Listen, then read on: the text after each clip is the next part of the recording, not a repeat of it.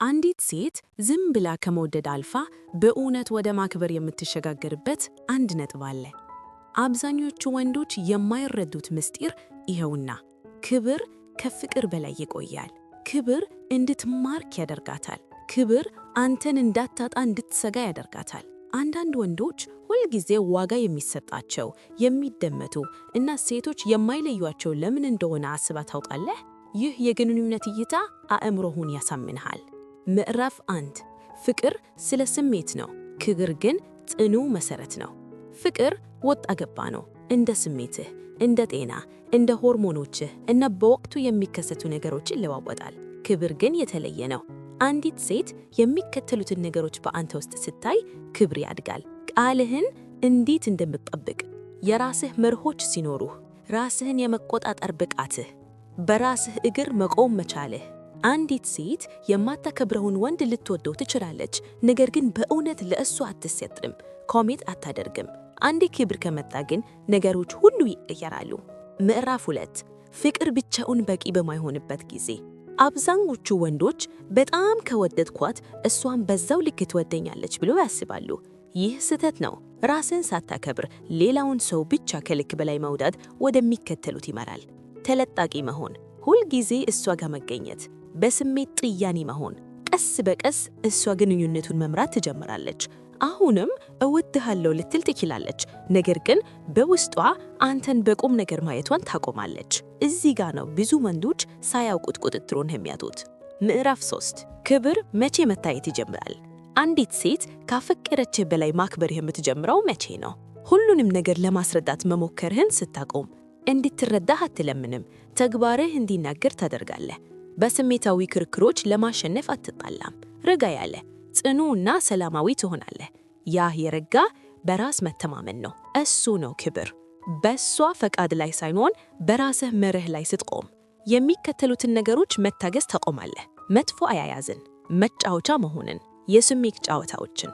አንተ ባለጌ ወይም ቀዝቃዛ አይደለህም፣ አንተ ብቻ ጠንካራ ነህ። አንዲት ሴት ይህንን ልትፈትነው ትችላለች፣ ነገር ግን በውስጧ በጠንካራ ወንድ አጠገብ ደህንነት ይሰማታል። ትለህ ለመሄድ ዝግጁ ስትሆን፣ ይህ ትልቁ ነጥብ ነው። ይህ ሰው ለመኖር እኔን አያስፈልገውም ብላ የምትረዳበት ቅጽበት። ይህ ማስፈራሪያ ወይም ድራማ ሳይሆን የረጋ ነፃነት ነው።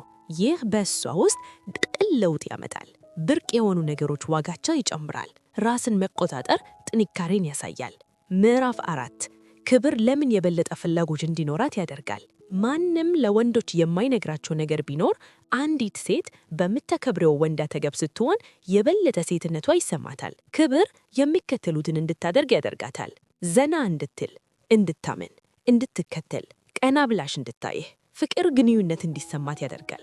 ክብር ግን ደህንነት እንዲሰማት ያደርጋል። የደህንነት ስሜት ደግሞ ፍቅርን ወደ ታማኝነት ይለውጣል። ምዕራፍ 5 ብዙ ወንዶች የሚሳሳቱት ሚዛን። ግብህ የሚከተለው መሆን የለበትም። ቀዝቃዛ መሆን፣ በስሜት መራቅ፣ ግዴለሽም መስሎ መታየት። ግብህ ርህርህ ያቅብና ጠንካራ ጀርባ እንዲኖርህ ነው። አሁንም ትወዳለህ፣ ነገር ግን ራስህን አታጥም። ፍቅርህን ታሳያለህ፣ ነገር ግን አትለመልምም። ትኩረት ትሰጣለህ፣ ነገር ግን አትጨነቅም። ይህ ትክክለኛው የወንድነት ሚዛን ነው። ምዕራፍ 6 እሷ በበለጠ ስታከብርህ ምን ይፈጠራል? ለውጦችን ታያለህ። ከመናገር መስማትን ይመርጣል። ለአስተያየት ዋጋ ይሰጣል። አንተን ለማሳዘን ትጠነቀቃለች። ሳይጠየቅ ለግንኙነቱ ጥረት ታደርጋለች። ለጊዜህና ለግል ስፍራህ ክብር ትሰጣለች። በዚህ ደረጃ ፍቅር እብደት አይደለም፣ ጽኑ ነው። ዋናው ነጥብ ይህ ነው። አንዲት ሴት በእውነት የምትወድቀው በጣም ለሚወዳት ወንድ አይደለም፣ ይልቁንም ራሱን በደንብ ለሚያከብር ወንድ ነው። በግንኙነት ውስጥ ራሱን ማክበር ቀድሚ ከሆነ ፍቅር በተፈጥሮ ይከተላል። ይህ ትምህርት ልብህን ከነካ ቪዲዮውን ላይክ አድርግ። ለተጨማሪ የወንዶች አስተሳሰብና ራስን ማሻሻያ ትምህርቶች ሰብስክራይብ አድርግና ክብር ይቀድማል ብለህ ኮመንት ጻፍ። ምክንያቱም ምርጥ ግንኙነቶች የሚገነቡት በመሳደድ ሳይሆን በክብር ላይ ነው። የሴትን ልጅ ክብር ለማግኘት እና ፍቅሯን ጠብቆ ለማቆየት ርቃችሁ በመሄድ ክብርን አታገኙም። ፍቅርም ቢሆን በድክመት ውስጥ ሊኖር አይችልም። ምስጢሩ ስሜታዊ ቅርበት ሳይለነችሁ ጠንካራ ሆኖ መገኘት ላይ ነው።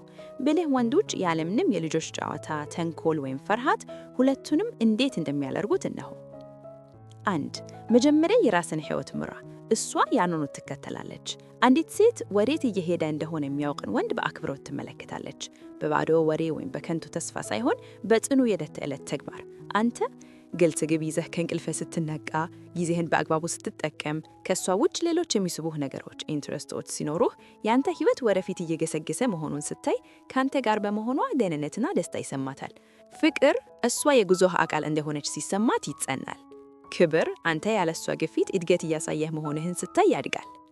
2. ንግግርህን ቀንስ፣ ቃላትህ ዋጋ እንዲኖራቸው አድርግ። ክብርን የምትገነባው በመናገር ብዛት ሳይሆን በንግግርህ ጥራት ነው። ይህንን ሞክር። ጥቂት ቃላትን ተጠቀም። በግልጽ ተናገር። ስትናገር ረጋ በል። ሁሉንም ነገር በዝርዝር ከማስረዳት ይልቅ ይህ ለኔ አይስማማኝም ወይም ይህ አይሆንም በላት። ቁጣ የለም፣ ሰበብ የለም። በቃሉ የሚቆም ወንድ ፍቅርን አያጣም፣ ይልቁንም አድናቆትን ያጠርፋል። 3. ፍቅርህን አፌክሽንህን ስጣት እንጂ አትለምናት። አንድ ትልቅ ህግ አለ። ፍቅር ወይም እንክብካቤ ዋጋ የሚኖረው በነፃነት ሲሰጥ ብቻ ነው። እንደምታስብላት አሳያት። ንካት፣ አድንቃት፣ አብረሃት ስትሆን ሙሉ ትኩረትህን ስጣት። ነገር ግን ይህንን የምታደርገው እሷን ይሁንታ ለማግኘት ብለህ መሆን የለበትም። ፍቅርህ ያለ መርበድበድና በነፃነት ሲሰጥ እሷ ጫና ሳይሰማት እንድትፈለግ ታውቃለች። ይህም ስሜቷን እንድትከፈትና ለአንተ ያላትን ክብር እንድትጠብቅ ያደርጋታል። 4. ገደቦችን በድግነት አስመር እንጂ አታስፈራራ።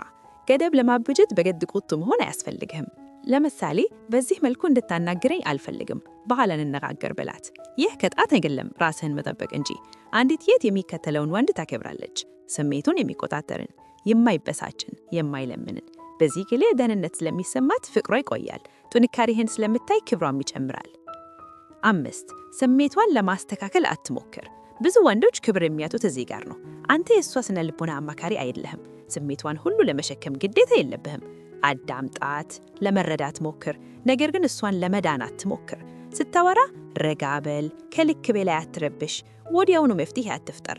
አንተ ረጋ ያለህና ጠንካራ ወንድ ሆነህ መገኘትህ እሷ በስሜት ስትናወጥ አብሮ መናወጥን የበለጠ ይስባታል። 6. ጽኑ ሆን እንጂ አሰልቺ አትሆን። ጽኑ መሆን እምነትን ይገነባል። ነገር ግን ሁሉም ነገር በቀላሉ የሚገመት ሲሆን አሰልቺ ይሆናል። ሚዛኑን ጠብቅ። በመሰረታዊ እምነቶች ላይ ጽና። የሥራ ፕሮግራምህን ጠብቅ። ነገር ግን የምታደርገውን እያንዳንዱን እንቅስቃሴ አታብራራላት። አንገቷን ያውቀዋል ግን አልቆጣጠረውም የሚል ስሜት ሊኖራት ይገባል። ይህ ስሜት ፍቅርን ይገጣጥምና ክብርን ይጸና ያደርጋል። 7. ቃል ተከበርክ፣ ርቅ በልና በግርማ ሞገስ ተመለስ። እሷ ወሰን ካለፈች ጥቂት ረቅ በል፣ ዝም በል። ጨዋነትህን ግን አትልቀቅ። ረዥም ንግግር የለም፣ ድራማ የለም። ስትመለስ ደግሞ እንደተለመደው ሆን። ይህ ትምህርት ይሰጣታል። ለራስህ ዋጋ እንደምትሰጥ፣ በክፋት አትሰፋፍ እንደማትመልስ፣ የእሷ ሁኔታ እንደማያስፈልገ። ይህ ባህሪ አንተ ያላትን አመለካከት በከፍተኛ ሁኔታ እንድትከለስ ያደርጋታል። ዋናው መልእክት፣ አንዲት ሴት አንተ ጠንካራ ስትሆን መውደዷን አታቆምም። መውደዷን የምታቆመው አንተ በራስህ ስትተማመንና ስትዋዋል፣ ኢንሴኪዩር ስትሆን ነው።